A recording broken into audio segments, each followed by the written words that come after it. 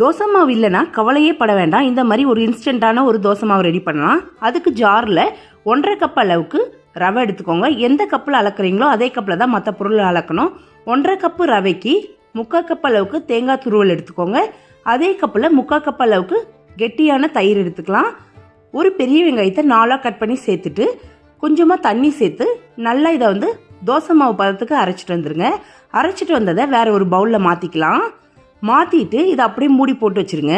ஒரு அரை மணி நேரத்துக்கு அப்புறமா இந்த மாவில் தேவையான அளவு உப்பு, கொஞ்சமாக சமையல் சோடா உப்பு சேர்த்துட்டு நல்லா இதை கலந்து விட்டுட்டு நம்ம தோசை சுட ஆரம்பிச்சிடலாம். ஸ்டவ் ஆன் பண்ணி தோசைக்கல் வச்சுக்கோங்க. தோசைக்கல் நல்லா ஹீட் ஆன உடனே இந்த மாதிரி தோசை ஊற்றி சுற்றி எண்ணெய் சேர்த்து நல்லா வெந்ததுக்கப்புறமா திருப்பி போட்டிங்கன்னா சுவையான தோசை ரெடி ஆகிடும். நீங்களும் உங்கள் வீட்டில் இதே முறையில் ட்ரை பண்ணி பாருங்கள். இந்த வீடியோ உங்களுக்கு பிடிச்சிருந்தா உங்கள் ஃப்ரெண்ட்ஸ் அண்ட் ஃபேமிலிக்கும் ஷேர் பண்ணுங்கள். தேங்க்ஸ் ஃபார் வாட்சிங்.